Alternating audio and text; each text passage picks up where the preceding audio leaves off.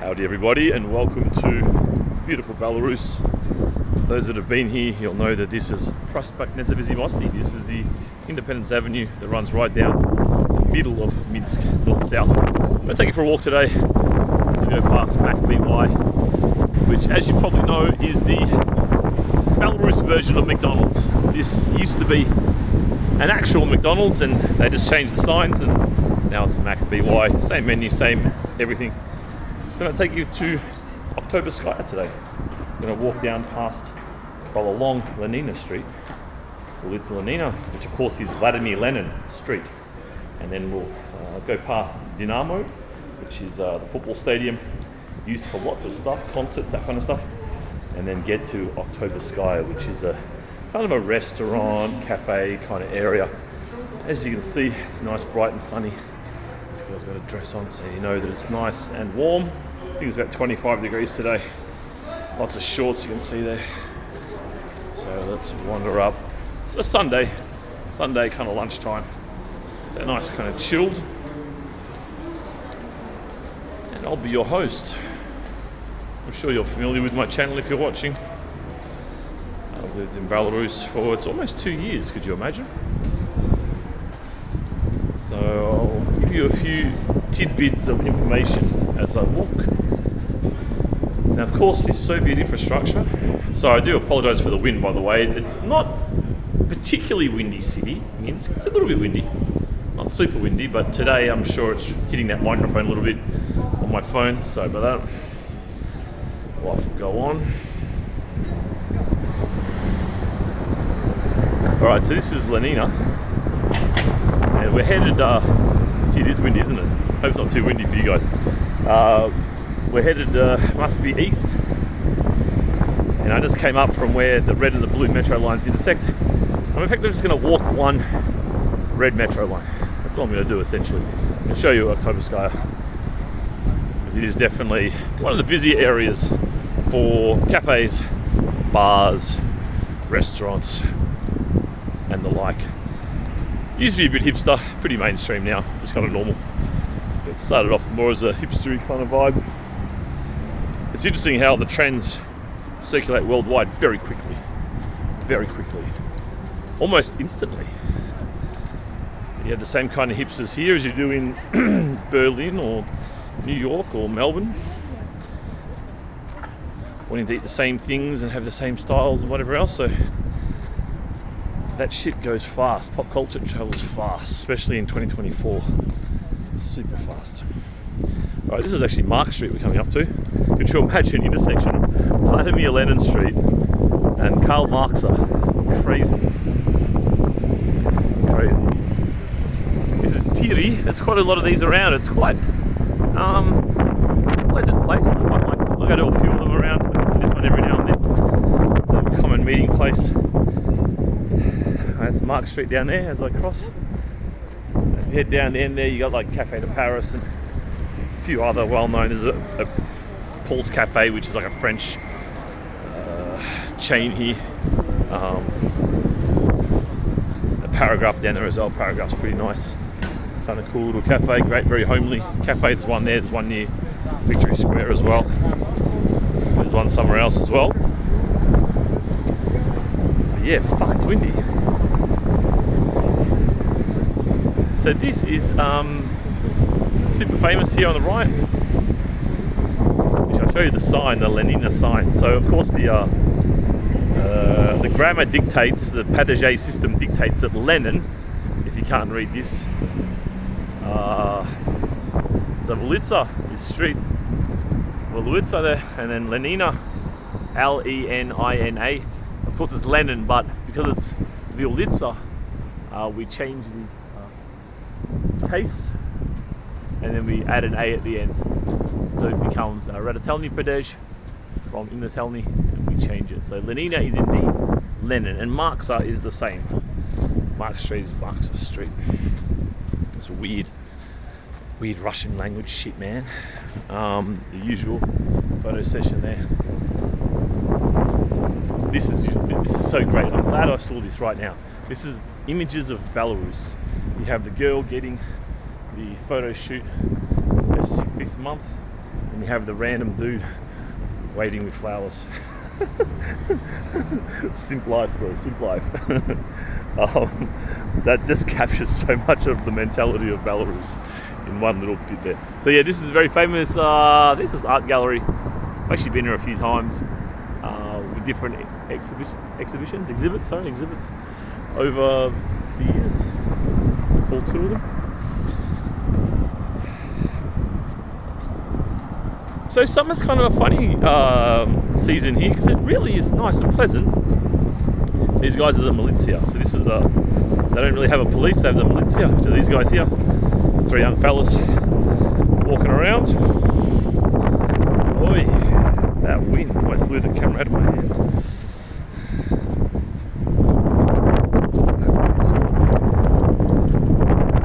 Across the street here. Oh my god, it's rubbish. Look at that. First and last time you'll ever see rubbish in Belarus. Holy moly. It happened, I can't believe it.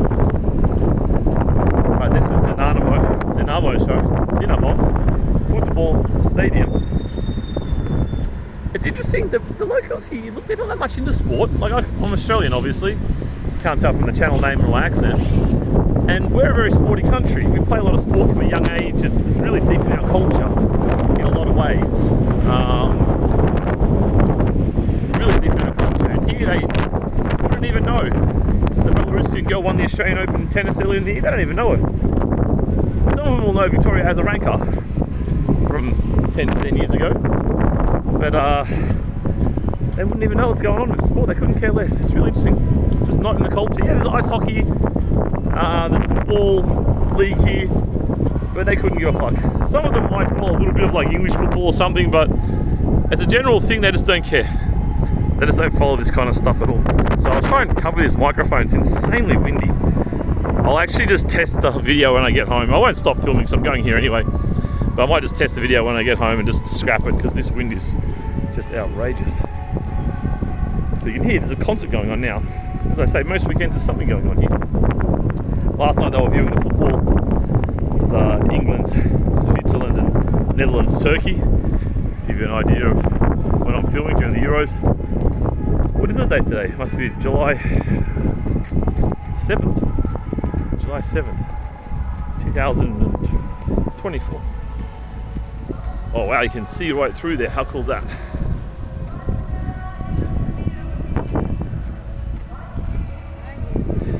Fairly warm for a change. Blitz here again on the Beat the Boys, making sure no one's dropping any litter.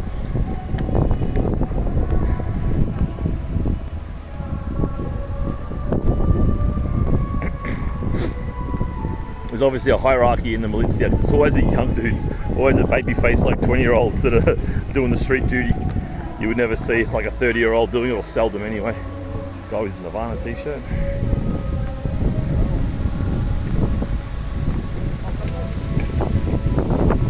Dynamo station. I can't actually, stadium. I can't actually get in there just now. Like, probably could walk.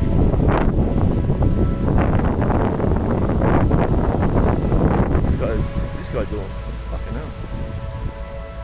Oh, that's to look under the cars or something. Looks like there's a mirror on the bottom of that. Look under the cars and security. The Ambos. Ambos in the house. Judging by the emptiness of the vibe there, I think this is just like some kind of rehearsal going on. Lots of empty seats as well. This guy wants his opinion on something.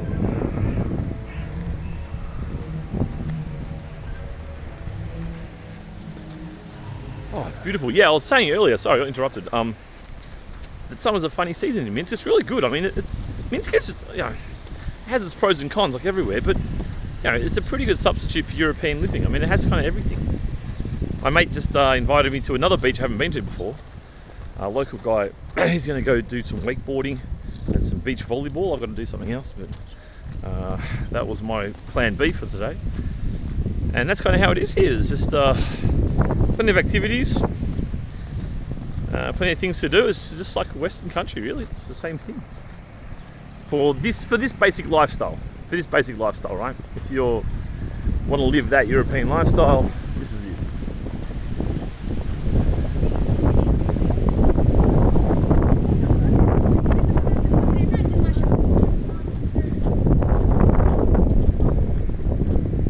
So yeah, summer's a little bit quiet in a sense. I think a lot of European cities that aren't tourist destinations can quieten out a little bit in the summer. People go on holidays, students go home, that's a big one. All the students who fill up the dormitories, universities and the streets all go back to the villages. The dormitories kick them out, and you got probably 100,000 people, students, or maybe not that many, maybe 100,000, going back to the villages. Really empties Minsk out. People go on holidays, of course. They go further south if they can, if they get an EU visa. So you can see what's going on here. Lots of kids. So I'm suggesting there's something kind of kid-friendly happening. I'm not that inclined to check it out, to be honest. I won't bother. Vajna, as they say. But yeah, definitely kids everywhere, you can see. Checking some show. Yeah, so summer kind of empties out a bit, but it's good vibes here. They are. Everyone gets out and about. People kind of hibernate a bit. They still can hibernate a bit in the winter, and it's kind of cafe life in the winter. Everyone just sits in cafes or at home. Like that's kind of all people do most of the time. And then summer, fuck, people get in amongst it. We get very excited. There's more militia. There's quite a lot of them out today, so you know that some events going on. You do see them around a fair bit. I know this is a topic that'll interest you because you know what the Western media will tell you about what happens or doesn't happen here.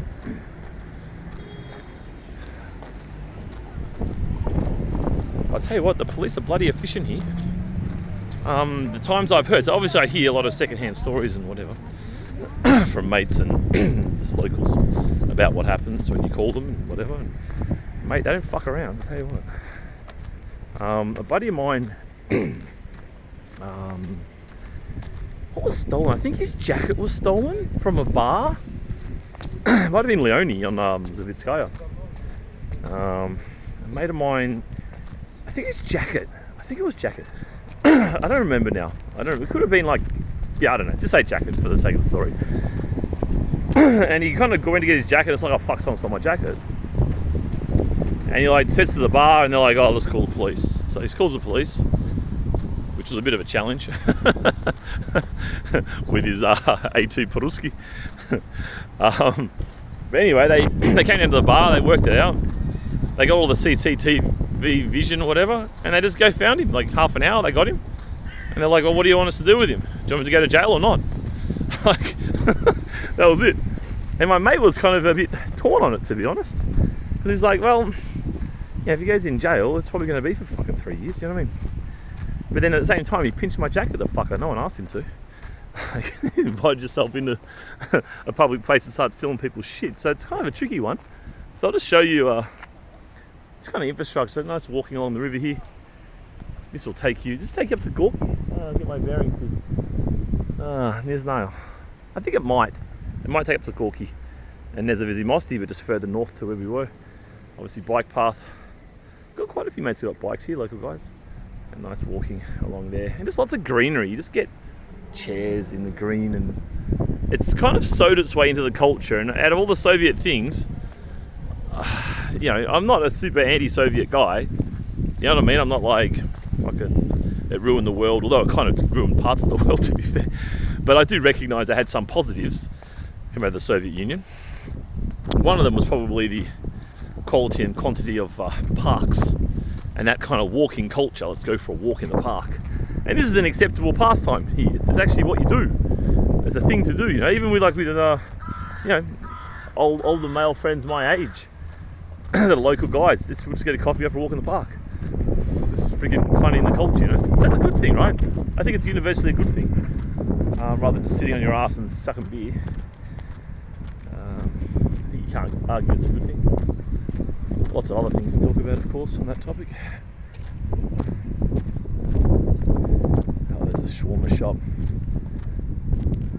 Oh, mate, I tell you what, if you're a shawarma man, if you like your kebabs and shawarmas and this dirty shit, Belarus, oh my goodness, they got some bad ones.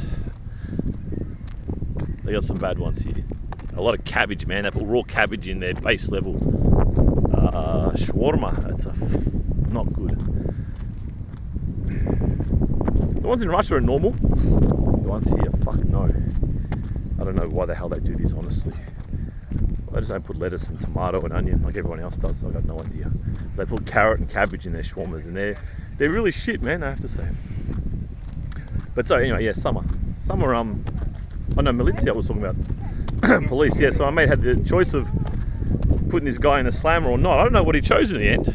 I didn't follow up with him on that topic, but I think he's a kind of a nice French guy, so I think he would have just said, "Oh, don't worry about it, let him go."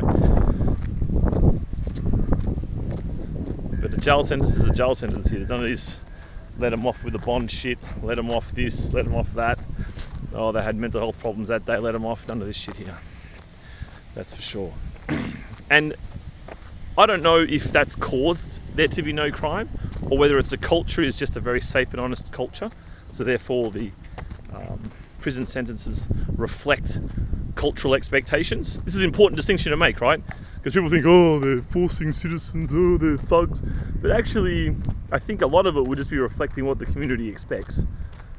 So if they are, it's initially a very kind of a high integrity place.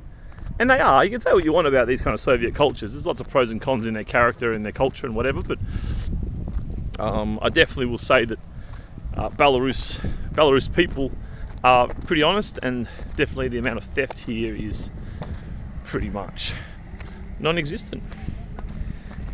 It's fucking weird how you just leave your belongings like in public spaces, and it's absolutely entirely safe. You just leave your phone. I left my phone, my earbuds. Let's see what I can do. My sunglasses. I just left them in a cafe, and I walked 3 shops down to a shop where I know there's a bathroom to go to the bathroom, and just left my stuff there. Like, I'm not joking. If I had a laptop, I'd leave that there too. It's just not going to get stolen. So this is a positive of Belarus. There's something going on somewhere. What can I hear? And these Diavushki are kind of walking over there with some purpose. Actually, that's coming back from the stadium.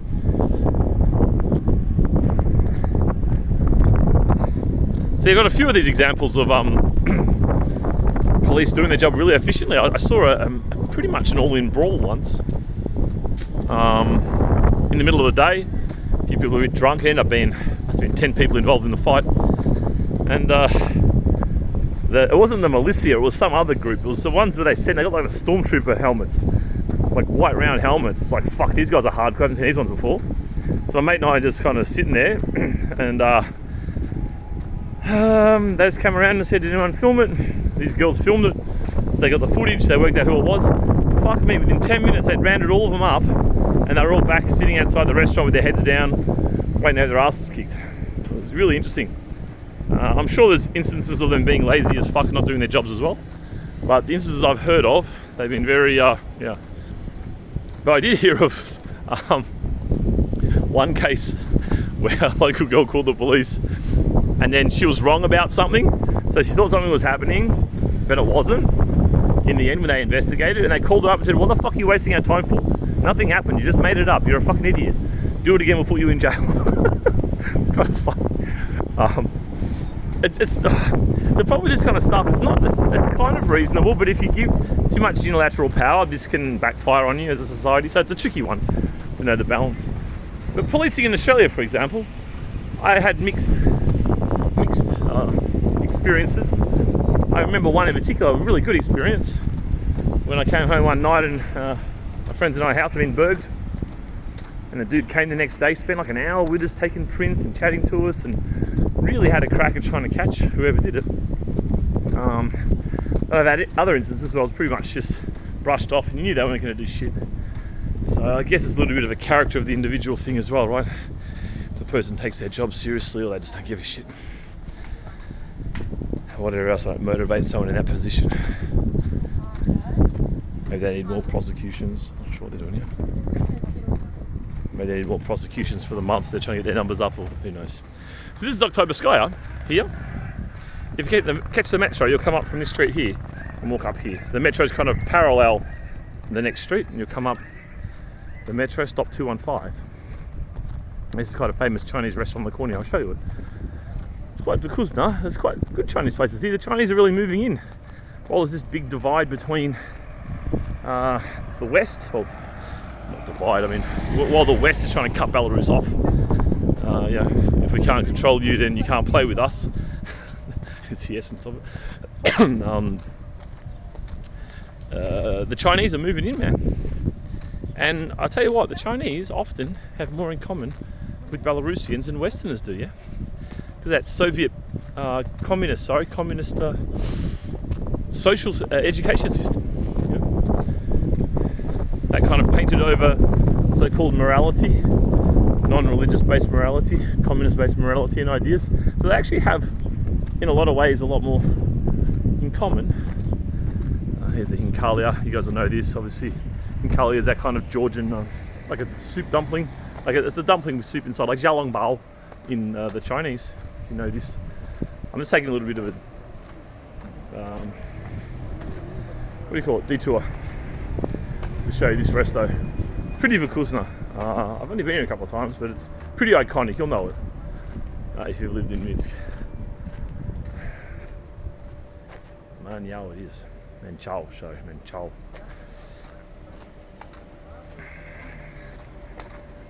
Alright, we'll get back on the street proper. So when we turn left here, the direction I was originally going, there's quite a lot of bars and restaurants floating around.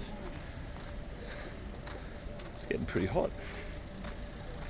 It's a beautiful day out. So yeah, summers are quite pleasant here. All the restaurants and cafes put these out here. This is not here in the winter. So in the winter they just take it out and the inside's kind of empty. And then sometime around maybe April, all of the restaurants and all the cafes install this, and then they just fill it up, man. It's quiet now. I don't know why. Maybe it's too early. There's no. Oh, to be honest, if I wasn't doing what I was doing now, I'd probably be at Minsk more myself, I would say, or somewhere other than here. This is more of a Friday, Saturday night kind of place. There's a Moby Dick there. You'll know the Moby Dick near Plощad Pobeda. Plощad Pobeda. Pobeda. Remembering our Pataget. I'll just go up a little bit more. So you see the hipster graffiti and shit. As I say, just copy and paste. This is Xerox straight from the West. Copy paste, copy paste, copy paste, whatever. It's all the same shit.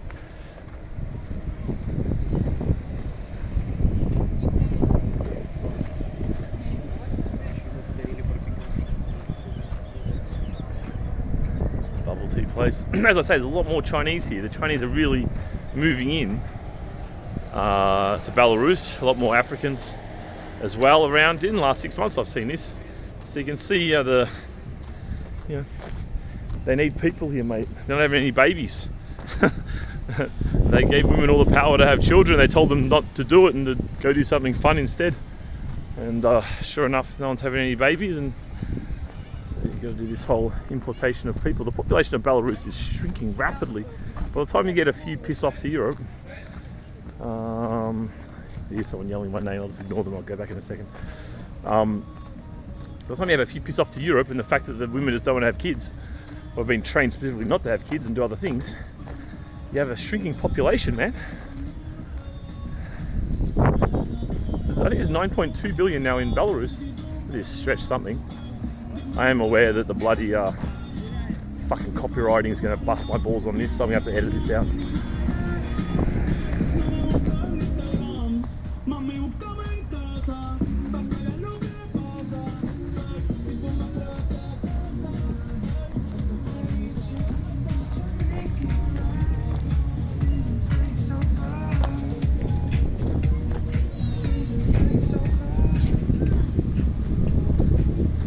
So hopefully, I'm past the music. So when you're filming on YouTube, it's fucking ridiculous because there's any music in the background, you get a copyright warning and you can't show your video, or they get all the advertising revenue because you walk past and they're hearing a song for like 3 seconds. Like, it's freaking outrageous, honestly. So no doubt I have to go back and edit that out. So you probably get a bit of a blip in the footage there, sorry about that. So yeah, it's pretty much pumping on a Friday, Saturday night. There you go, you can see it's 27 degrees. Comfortable 27. But yeah, there's a lot more, and there's a statue of Lenin there as well. You can't see.